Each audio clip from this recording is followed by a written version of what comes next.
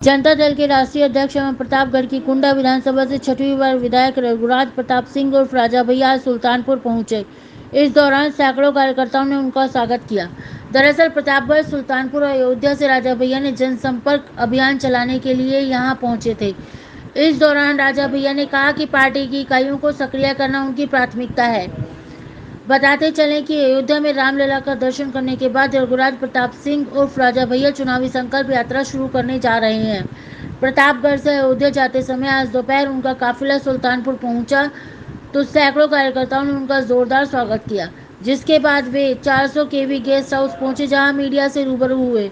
पत्रकारों से बात करते हुए राजा भैया ने कहा कि चुनावी संकल्प यात्रा के तहत सुल्तानपुर, प्रतापगढ़ और अयोध्या में जनसंपर्क किया जा रहा है। उन्होंने कहा कि जनसत्ता दल की पहली प्राथमिकता पार्टी की इकाइयों को सक्रिय करना है। वहीं 2022 के चुनाव में किसी दल से गठबंधन के सवाल पर राजा भैया ने कहा कि अभी तक इस मामले में किसी भी राजनेता या दल से बातचीत नहीं हुई है। उन्होंने कहा कि हम चिन्हित सीटों पर चुनाव जीतने के लिए ही लड़ेंगे। फिलहाल 100 से ज़्यादा सीटों पर उनके कार्यकर्ता पूरी तन्मयता से लगे हुए हैं। सुल्तानपुर, उत्तर प्रदेश से राजकुमार शर्मा की रिपोर्ट। देखते रहिए आपका अपना चैनल आंचलिक खबरें, अपनों की खबर आप तक। किसी पार्टी करेंगे? अभी हमारा जनसंपर्क का कार्यक्रम प्रतापगढ़, सुल्तानपुर और अयोध्या ये हुआ।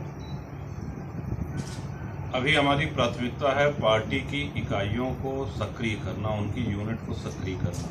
गठबंधन पे जो प्रश्न आपने पूछा, जैसे ही कोई बात होगी किसी भी दल से तो आप लोगों को अवश्य अवगत कराएंगे। फिलहाल किसी भी दल से, किसी भी राजनेता से इस विषय में कोई वार्ता नहीं।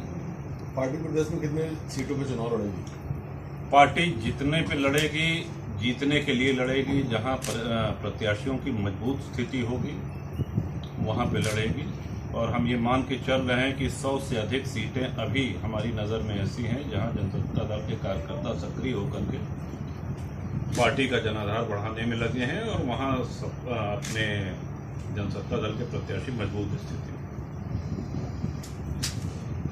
पहले तो साथियों से परिचय करा दें। हमारे जिला अध्यक्ष हैं, आप परिचित होंगे ही, शैलेंद्र जी हैं। 3 बार सांसद रह चुके हैं, प्रदेश में मंत्री रह चुके हैं। विनोद सरोज जी, इनके पिताजी 2 बार रहे, तीसरी बार आप विधायक हैं और प्रदेश अध्यक्ष भी हैं। आपका जो प्रश्न था कि अयोध्या क्यों जा रहे हैं, नवंबर 2018 में जनसत्ता दल की स्थापना हुई और पूरे प्रदेश से जनता जनार्दन का आशीर्वाद मिला। बहुत बड़ी रैली हुई जिसको लोग आज भी याद करते हैं। सामान्यतया कोई पार्टी बनती है तो उसके बाद पार्टी का विस्तार दौरे करके, जनसंपर्क करके होता है। लेकिन दुर्भाग्य से हमारा प्रदेश और देश ही नहीं, पूरा विश्व कोविड की चपेट में आया और 2 चरण में कोविड की त्रासदी हम लोगों ने देखी। इस दौरान जनसभाएं करना, रैलियां करना, निकलना ये संभव नहीं था।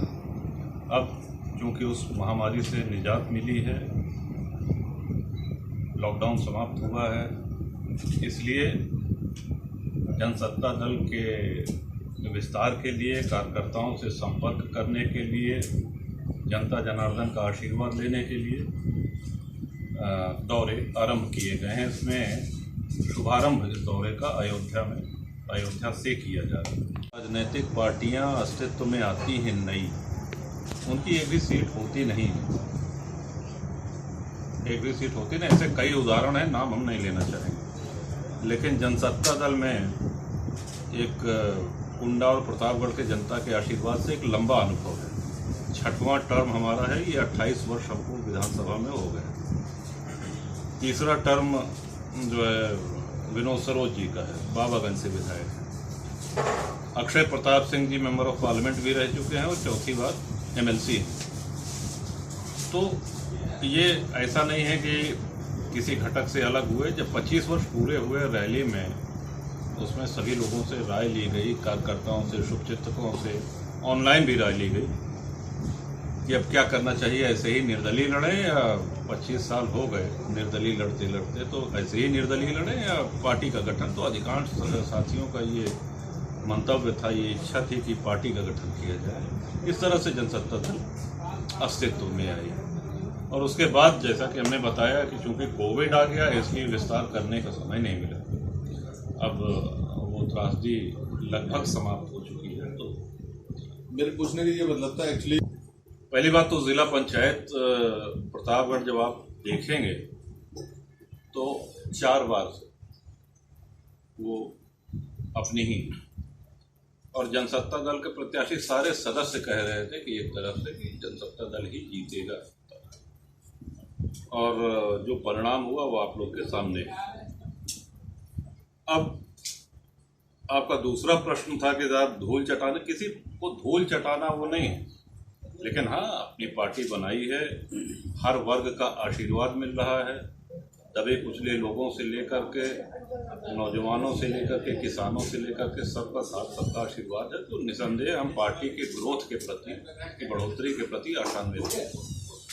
एक्चुअली कल्याण सिंह जी का नाम लिया और ये बात फुल्ली और फाइनली हम स्पष्ट कर देना चाहते हैं कि राजनीति के किसी भी मोड़ पे कभी भी उन्होंने हमारा विरोध नहीं किया। एक भ्रांति है कि साहब वो आए थे तो कुंडा में उन्होंने कहा कि गुंडा विहीन कुंडा करो, ऐसा कुछ नहीं कहा था उन्होंने। उस समय मोबाइल नहीं हुआ करते थे, रिकॉर्डिंग नहीं होती थी, लेकिन अगर कहीं होगी उसकी रिकॉर्डिंग तो आप देखें कभी कोई ऐसा शब्द ही नहीं कहा, कभी नहीं कहा। और उनका स्नेह अब वो नहीं है इस दुनिया में, लेकिन उनका स्नेह बराबर मिलता रहा हमको। पहली बार मंत्रिमंडल में उन्होंने ही अवसर दिया और अपने मंत्रिमंडल में मंत्री बनाया, सम्मान किया।